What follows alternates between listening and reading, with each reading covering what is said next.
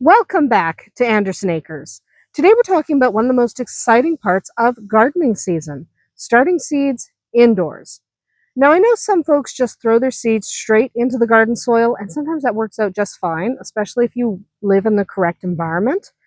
But if you've ever had your poor little seedlings get wiped out by a surprise frost, or drowned in a sudden downpour, or shriveled up in a hot wind, then you know that direct seeding can be risky business, especially if you live in the wrong climate. Starting your seeds indoors gives them a safe head start, and honestly, it gives you a reason to fuss over little green babies while it's still too chilly to go hang out outside all day. So let's go step by step through how to start seeds in containers, and I'll walk you through the tools you'll need, how to care for them, and how to get them ready for life in the big, grand, wide world of your garden. When you start your seeds indoors, you're creating a controlled environment where your plants can grow without the chaos of spring weather. Seed packets will always tell you how early you can start, so definitely check those. Timing matters. Some plants, like tomatoes and peppers, need a good long runway before they're ready to go outside, while others grow faster and can wait until closer to planting time. Others do best if you just seed them straight outdoors. Check the package, okay? The package will tell you. So think of it like packing for a trip. Some plants are planners. They like to have a plan. They like to be ready in advance. And some are procrastinators and will jump out into the soil and go, it's okay, I'll sprout, I promise. Both work. The first step is sowing your seeds in containers filled with moist soil mix. Shake your seeds onto a piece of paper and then use the tip of a pencil to space them out correctly. Depending on the seed size, you can fit anywhere from 4 to 12 seeds in a 4-inch pot. If you're using flats, give each seed about an inch of breathing room. Cover the seeds with soil unless the packet tells you they need light to germinate. Yes, there are some seeds that require light to germinate. Those you just drop on top of the soil and do not cover them. Okay, check the packets. Once you've got them all tucked in, mist them gently with water. Don't dump a whole watering can on there unless you want to see your seeds surfing across the soil like they're on vacation. Okay, a spray bottle works perfectly. Keep them in a warm spot out of direct sunlight. If your house tends to feel kind of cool, you can use a soil heating mat to keep them cozy. Remember that direct sunlight sounds like a good idea, but if your sun is really strong that day, it can actually burn your little seedlings. So, judgment call, right? How hot is the sun today? Do I really want them sitting in this window? It's a good idea to take each day as it comes, and sometimes you got to pull them off that windowsill. Okay, sometimes it's just no. Okay, so after that, you're going to want to keep that soil consistently moist. You can do this by misting and covering the pots with a plastic dome or a plastic bag or a little plastic wrap, or I like domes because I can reuse them year to year, but whatever you've got. If you go the bag route, use sticks to keep the plastic bags from dropping onto the soil. Same with plastic wrap. You don't want that sitting on the soil. Your seeds will have a harder time germinating. Okay, think of it like building a tent. You want a little house or a little tent for your seedlings. You don't want them under a blanket. Okay, they can't breathe.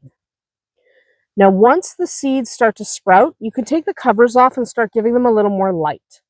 If you've got fluorescent lights, set them just a few inches above the seedlings and leave them on for like 12, 14 hours a day, somewhere in there.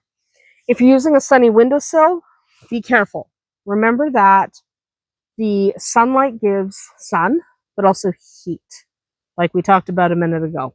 Make sure you're not roasting them. No one wants roasted seedlings for dinner, so keep an eye on them so they don't start drying out or even cooking. Now that your seedlings are up and stretching and looking good, it's time to water from the bottom. Do this by having a shallow tray of water and putting your pots with drainage holes on the bottom into that shallow tray of water. Okay? You leave them in there until the soil surface starts to glisten. Bottom watering, one, helps prevent fungus, but it also encourages deep, strong roots by encouraging those roots to grow downward. Okay, if you water from the top, a lot of times what you'll get is surface roots, and you want those roots nice and deep and strong. So bottom water if at all possible.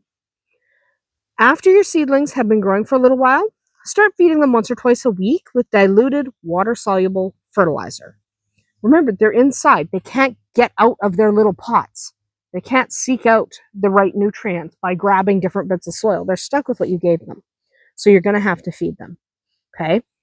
Only use half the normal strength of whatever your fertilizer says unless it's meant for seedlings.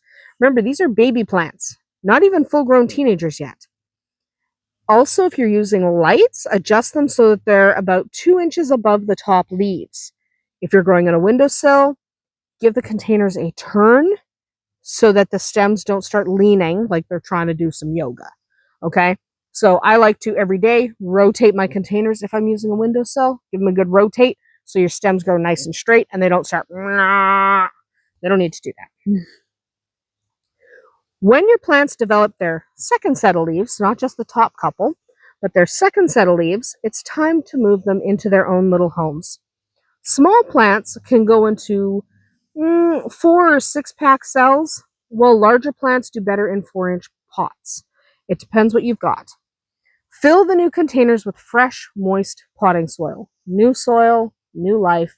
They're going to do fine. To transplant, hold the seedling by a seed leaf, not the stem, and gently pry the roots out with a pencil.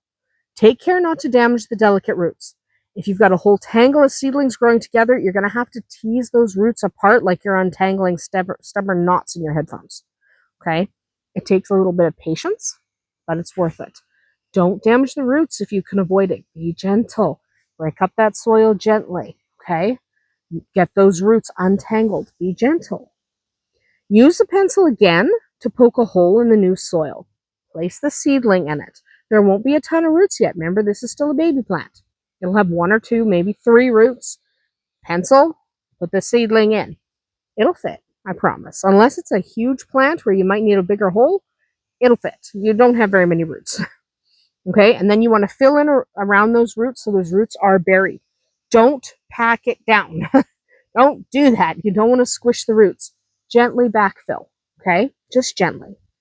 For larger seedlings, hold them in place while you add soil around the roots. Gently firm up the soil. Gently. Gentle, gentle, gentle. Backfill gently. Not, rah, rah, rah. Don't do that. Okay? Roots need oxygen just as much as they need water. And if you pack them too tightly, there won't be any air circulation. Your roots will start to rot. Okay? Not tightly packing your seedlings will save them. Be gentle. After replanting these guys, put the seedlings back under lights or on their windowsill or wherever you've had them. And keep feeding them like you were. If they're in a window, again, turn them every day to keep them growing straight instead of bending forward toward the glass like a sunflower with a crush. Okay? You want to rotate. Keep rotating. Now, finally, when your seedlings are big enough, you can start getting them ready for the big, wide outdoors. This is a process called hardening off.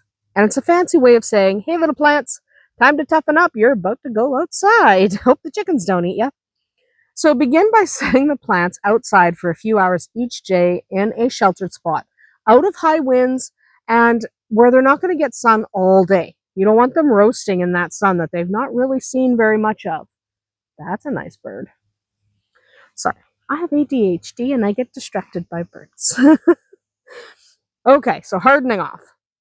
Gradually increase the time they're outdoors, but still keep them sheltered from harsh winds and torrential downpours and sunlight that's way too strong for them. You want them to feel the sunlight and the breeze without overwhelming them. Once they can handle it, leave them out overnight. But not if there's frost in the forecast. No matter how strong you think your seedlings are, frost is going to kill them. They're not meant for frost. Tender plants should only go into the garden once all danger of frost has passed.